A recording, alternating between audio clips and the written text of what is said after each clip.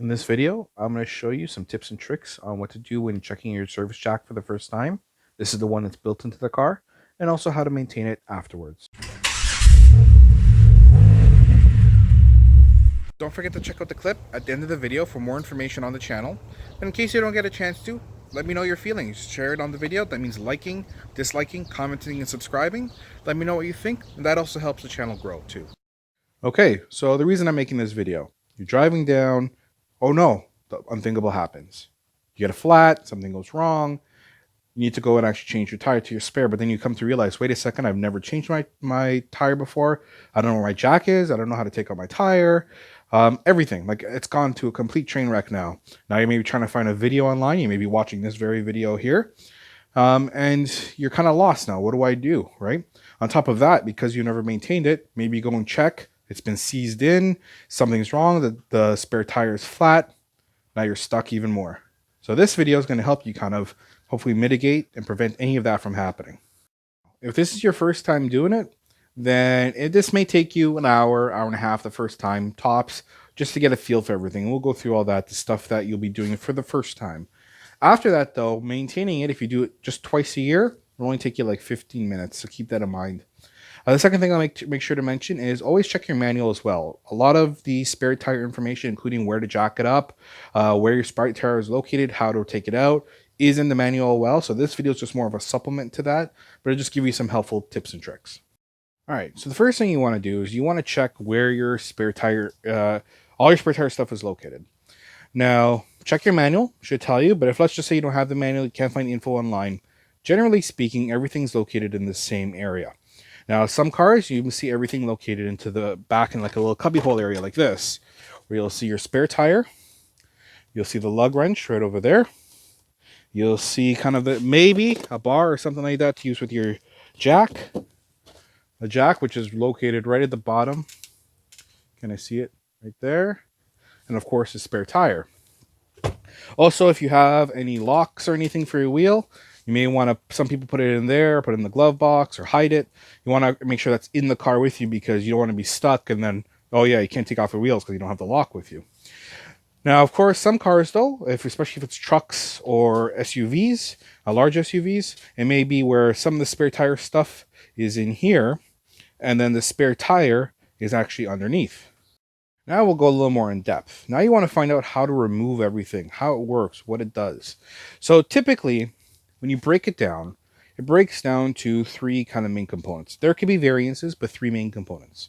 You need your spare tire, something to lift the car, the jack, whatever little components may or may not be with it, and then some sort of lug wrench, tire iron, something like that. So you want to find out where everything is and actually take it out, inspect it. Learn what it's for. What is this for, right? Well, this attaches to the jack, but some jacks,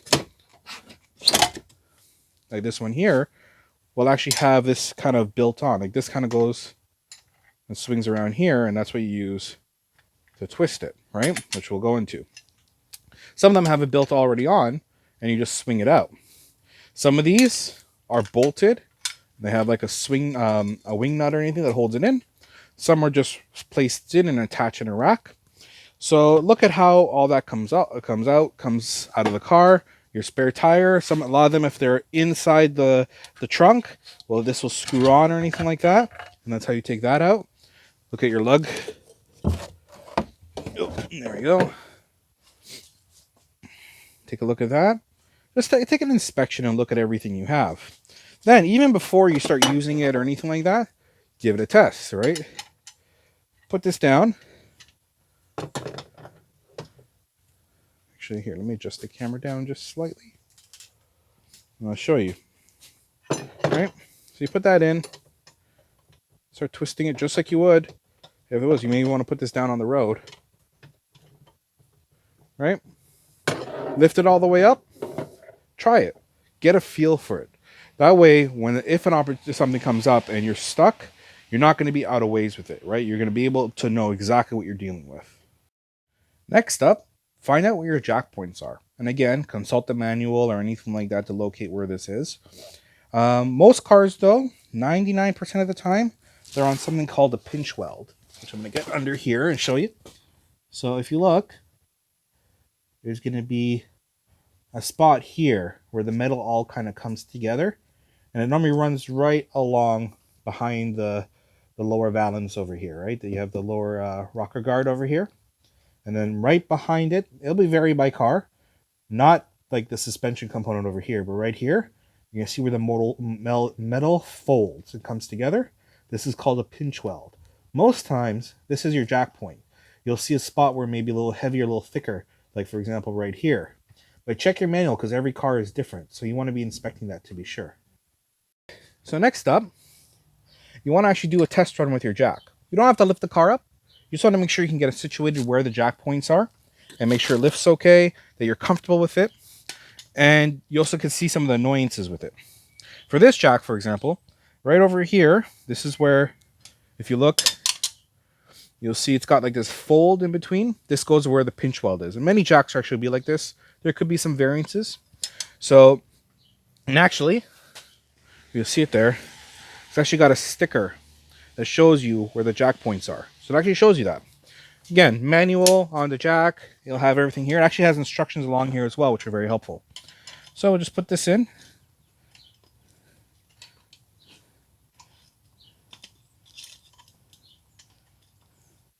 And raise it up to a point.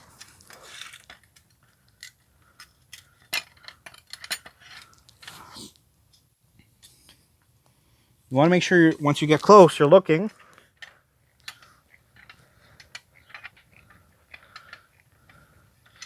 Line up the jack.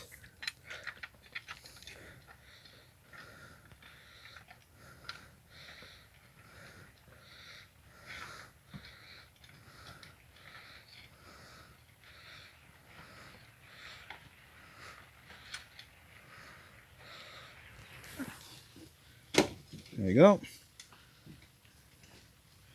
And then just twist. I'm not even going to lift the car. I'm just going to go to a point just to show you guys. Just get a feel for it. You don't have to lift the car because the jack will do it when you need to, as long as you're maintaining it. But to get a feel for it, know where your jack points are, get a feel for using the jack. Some are easy, some are annoying. So feel that out and see. The last up, figure out where your spare tire is. We talked about it a little bit before. Maybe up here, maybe underneath the car. Know how to remove the spare tire. Some of them, for example, ones that are especially in the trunk, are actually pretty easy. They're just that screw right over there, and I'll do that in a minute for you to see. But some of them that are underneath the car actually has a release mechanism.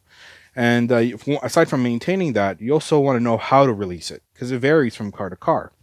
So be aware of all that. But you want to do a test run with your spare tire.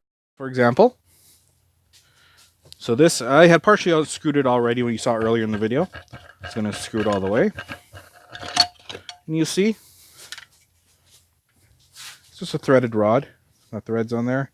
Screws right in. It's got like this here. This just is a backing plate to hold the rim on. We'll put that aside for a moment. And then we just pull the spare right out. That's it. And again, if your car has it underneath, it may be more difficult. I can't show you that. I can show you this because majority of the cars that are in the trunk are like this. But cars that are underneath, there's actually a variety of different release mechanisms. Some of them have where you take the lug nut, the lug wrench, and you kind of loosen it that way. Some of them have a mechanism that you turn with that key that I showed you for the jack. Some of them have that way. So you got to know it for your car. So there's too many ways for me to show you for those. But make sure you're checking your manual for that. Now, if this was your first time, you have to do that first part of the video there. However, if you've already done this and you've done that first piece, you can ignore all that stuff we just talked about. That is really only for the first time you're ever using the jack, just to get comfortable with it.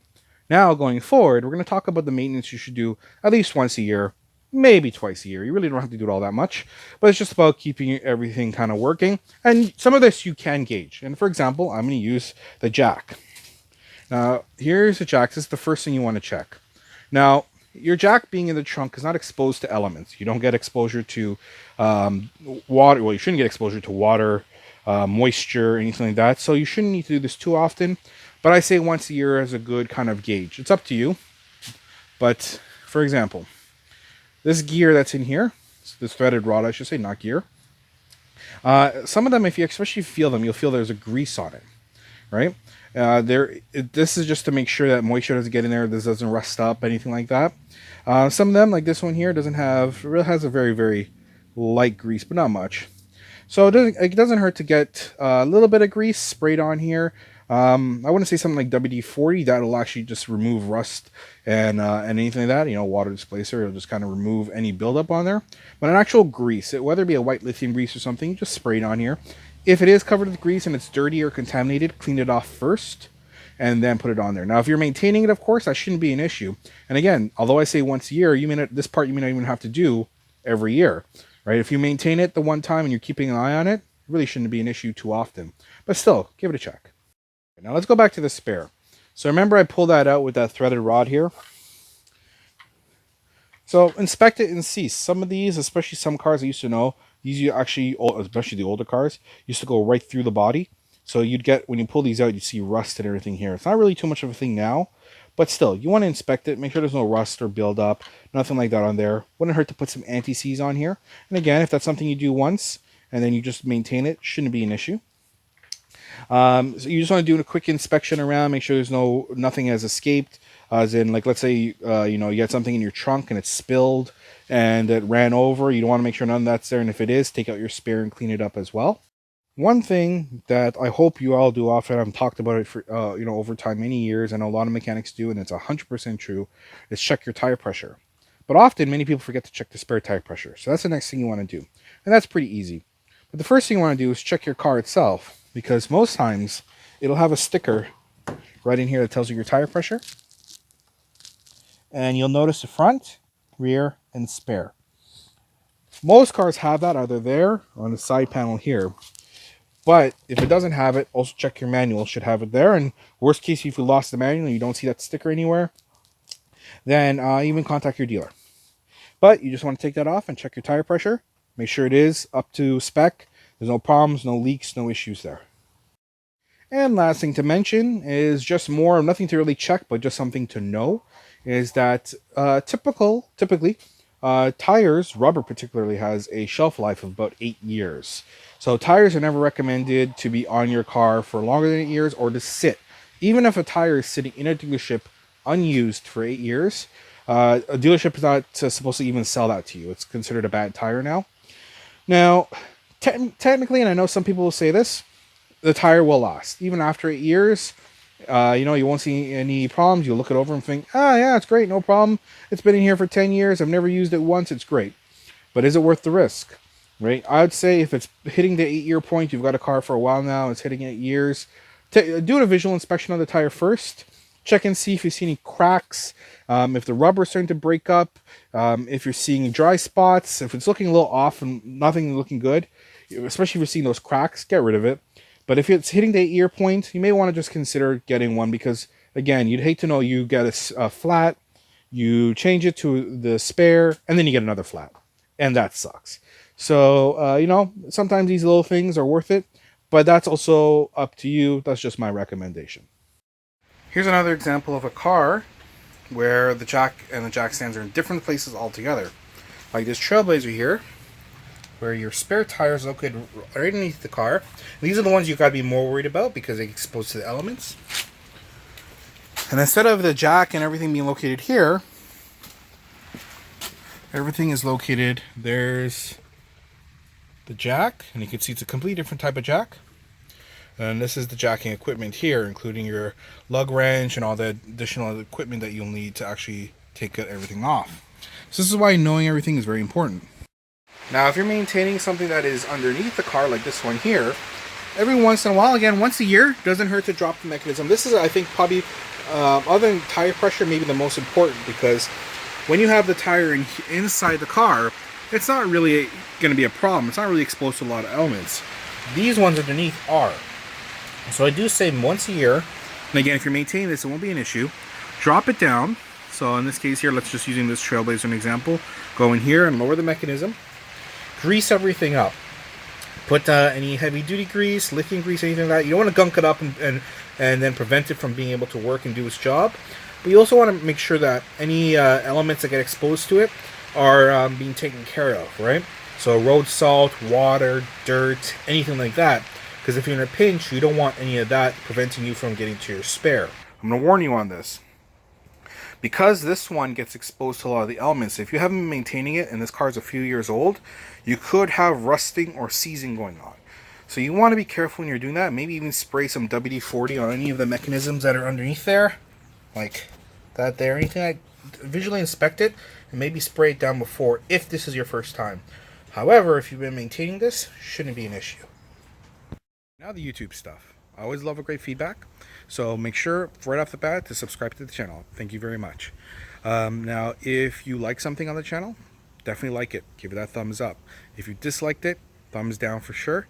But let me know why. That's what the comment section are for. And whatever it is, if you like something, then I know it's working. And if you dislike something, then I know something didn't. But let me know why, so I can continue to build a channel and make it better for me and for you. Aside from that, commenting is great too. So if there's something you can do better, something you can do different, any tips for other viewers, I'm all about that too. So make sure to put that in there. If you have a question about something that's maybe not even related directly to the video, leave that for me as well. Other than that, I want to thank you very much for watching, and I will see you all next video.